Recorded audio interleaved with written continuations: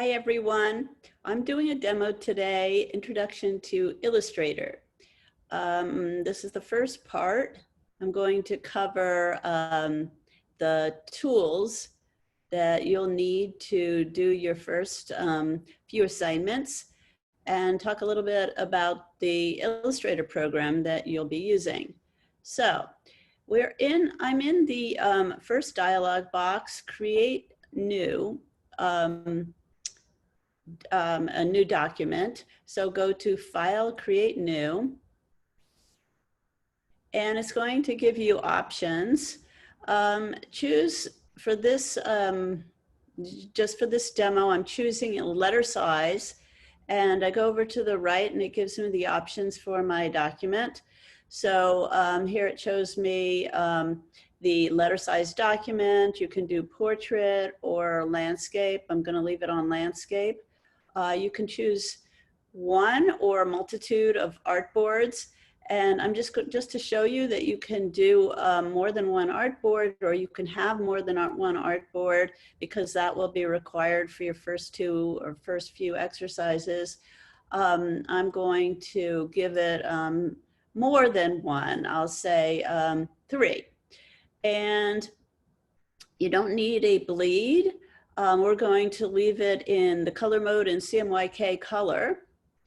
So you can, if you look at the drop-down menu, it gives you RGB or CMYK. So in Illustrator, there are 2 color modes, CMYK or RGB. I like to work, and I will be teaching you about the mixing of color in CMYK. So leave it in CMYK.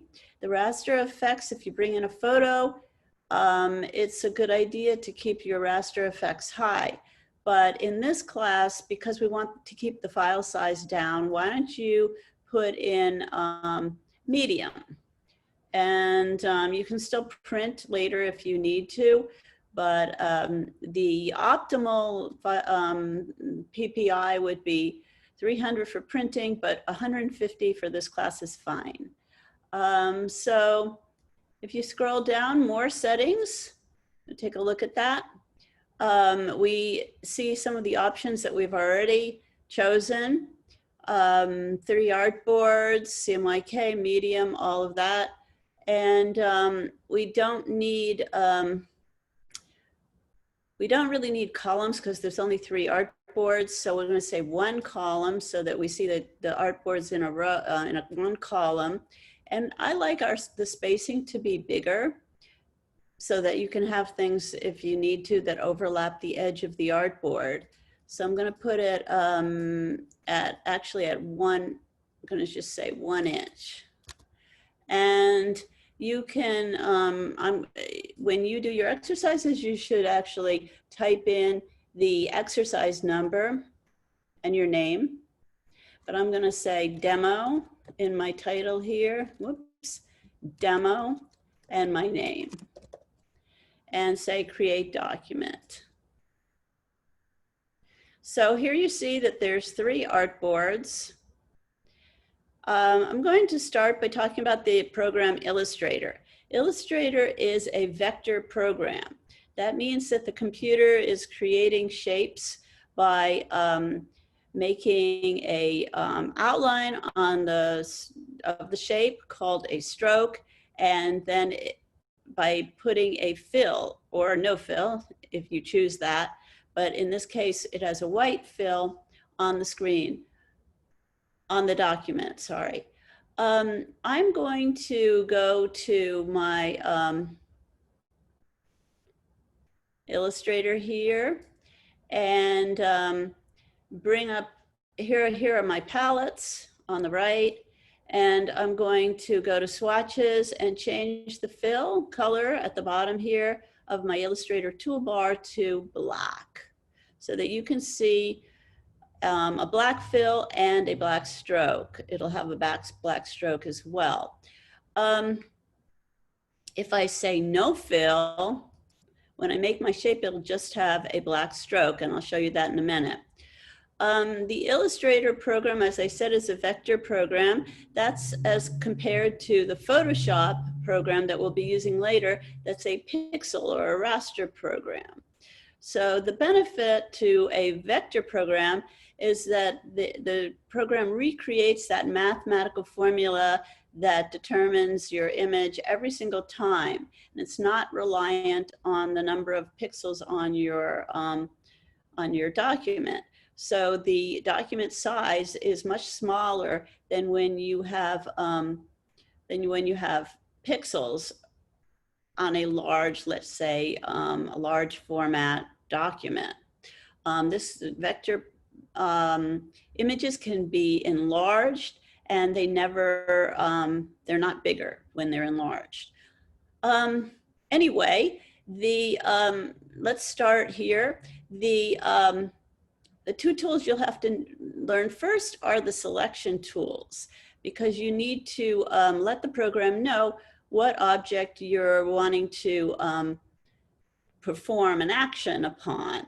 So I'm going down to a shape tool in the toolbar. And by the way, I'm in a mode called the working space called Essentials Classic. So if you go up to the top of your document and in the drop-down menu, you'll see that there are many working spaces. And for this class, I'd like you to be in Essentials Classic or Essentials, because then you'll have the same toolbar as me. You can find your tools, if you don't have them up, in Window.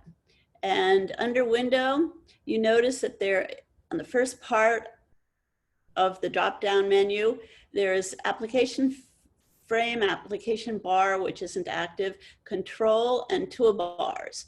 So I have my toolbars. If you move over to the cascading drop-down, there are advanced, basic, new toolbar. Pick advanced toolbars or basic, and let go.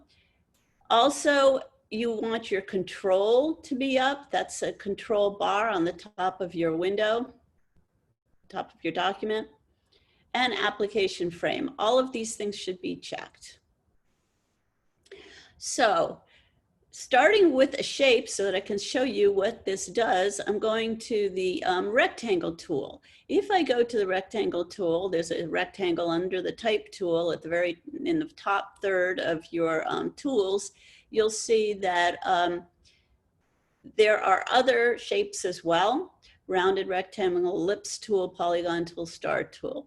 So the rectangle tool draws a rectangle, or if you hold Shift to keep the proportions exactly the same, or constrain the proportions, you'll see that it makes a square. So right now, this square that I've drawn has a 1-point stroke. You see that up on the control bar, a 1-point stroke. I can change that and make it 2 points or 3 points so that you see it better.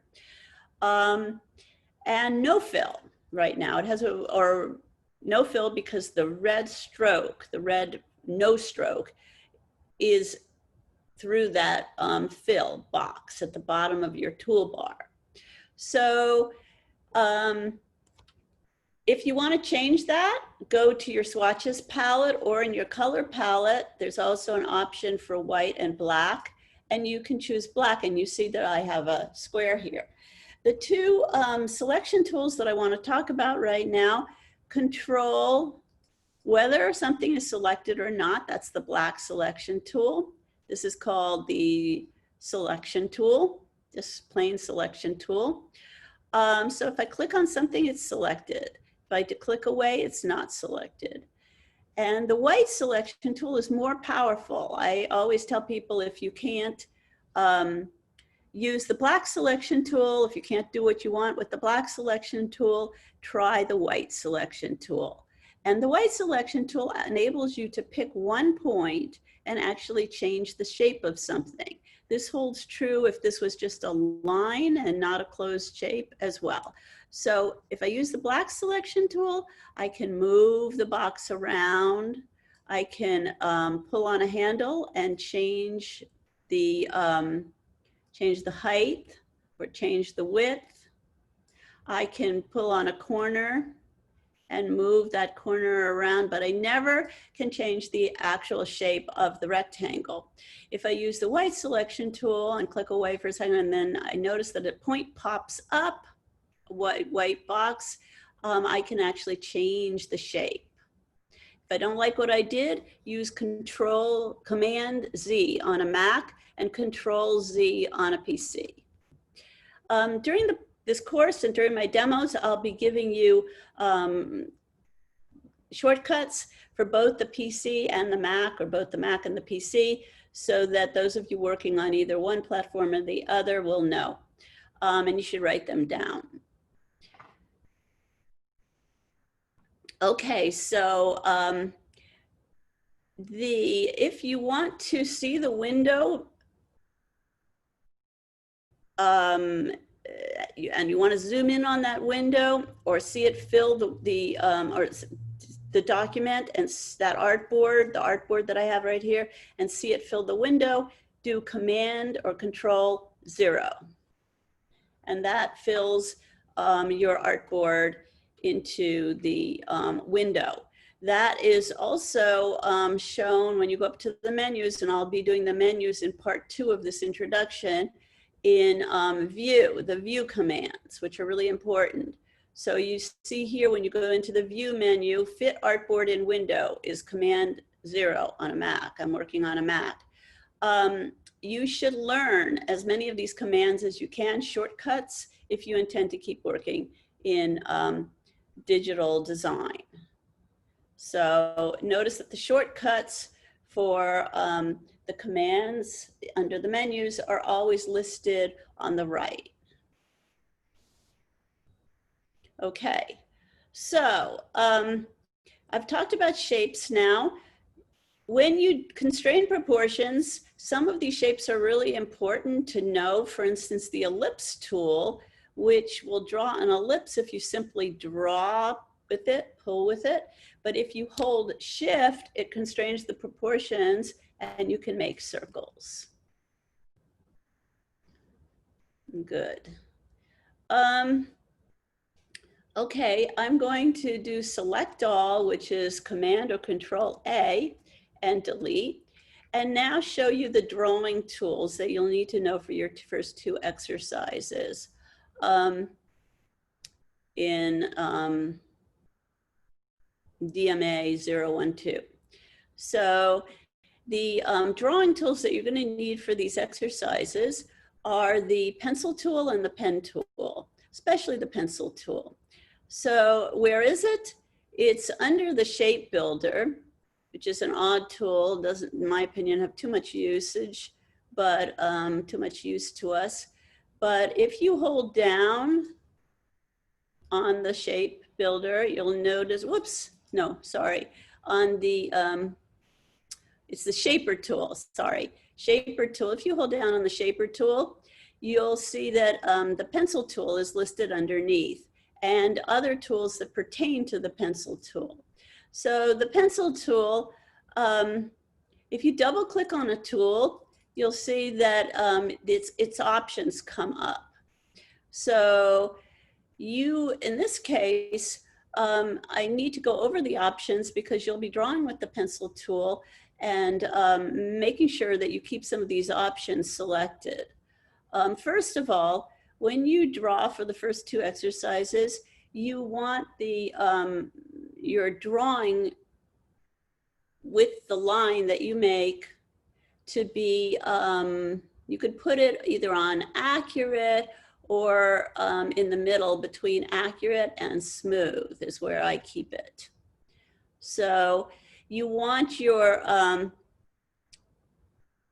you don't want fill new pencil strokes because that would actually fill the shapes as you make them. You want the strokes to keep selected.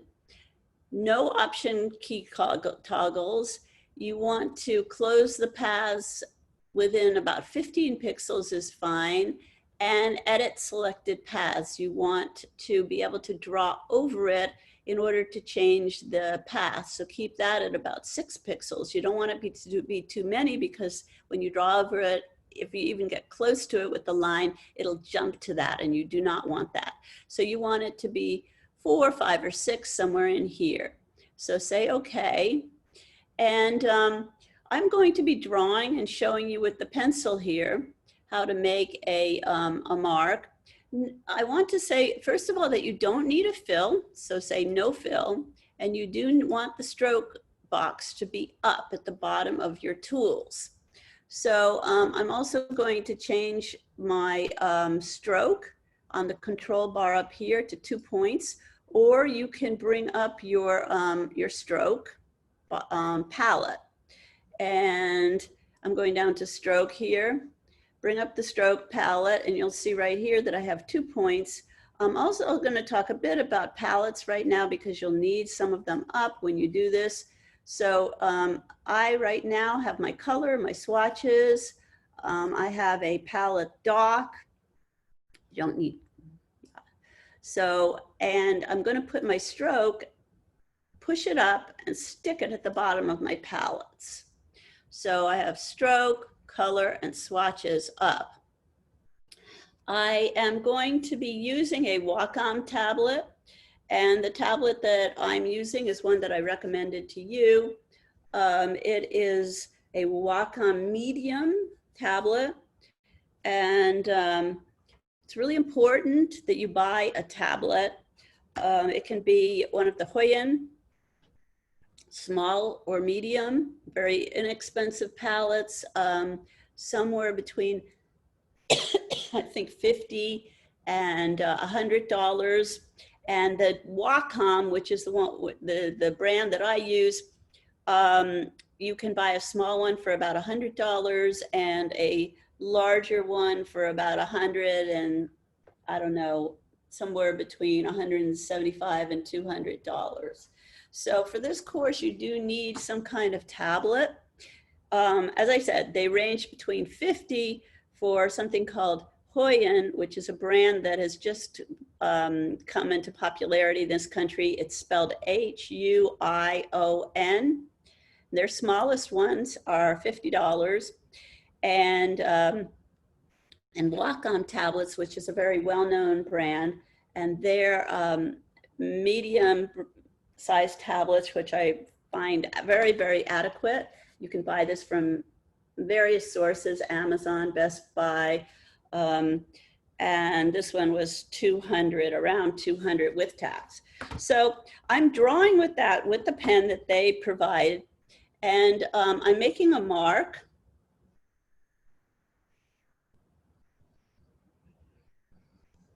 This is the pencil tool. So notice that some of the idiosyncrasies, the irregularity of my mark is still there because I put my sensitivity right in the middle. If it was super accurate, if I had left it all the way to the left, super accurate, you would have seen every little teeny bump that I made. If you put it on smooth, it'll smooth out the whole line, which you probably don't want. So leave it in the middle. I did that by double clicking, remember, on the pencil tool to bring up its options. So great. Now the second part of exercise 1, after you've traced over the photo that you put on the bottom layer, is to apply brushes. And the brushes are also in the palettes. And I'll be going into that in the future when I do the demo for exercise 1. Okay, so this is selected now, it's still selected. Notice that you see the little blue handles or selection points on this line. So I just want to show you that you can, without drawing it all over again, the fact that I have keep selected, which means that after I've drawn it, in the pencil tool options, it stays selected. And then I have edit selected paths. So if you draw over this and you want to correct what you've done, you can take your Wacom pen, or if you have to, your mouse, if you're using a mouse, but I highly recommend not using a mouse because your drawing won't be very good, and using your Wacom tablet. And I'm going to go to the pencil and just correct my line by drawing over it. And it's showing it as a, should be showing here as a pencil. Okay, there it is. So when I draw over, let's say right here, I don't like this bump. I want to change it slightly. I start drawing on the line and end on the line, and it will move to that correction that I made. So you can, without drawing the whole thing over again, without using other tools like the smooth tool, you can just rectify your line by starting on the line. Let's say I want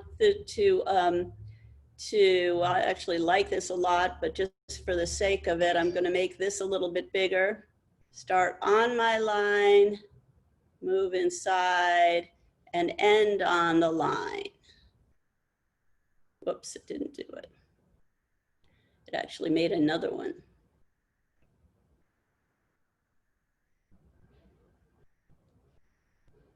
There, I corrected. Okay, one more tool that I want to show you, because it is a drawing tool, and I'm introducing the drawing tools, is the pen tool. And the pen tool is found up above, right on top of the type tool, and it looks like a pen. So I'm going to scroll down a bit here in my document window of my artboard. When you use the pen tool, you can make straight lines, click, click, click, click, or you can draw what they call a Bezier curve with the pen tool just by clicking away and pulling. If you want to change the direction of the line, go back to the point you left off at, move over and pull. So the pen tool makes very, very beautiful curves or straight lines. I just wanted to show you that for the sake of drawing. This will be important for your second exercise. And that's about it today. I think I'm going to stop because I want to keep my tutorials short. In the next tutorial, I want to get into the menus above and talk a little bit more about palettes. Okay, great. Thanks for your attention, and see you in the next demo.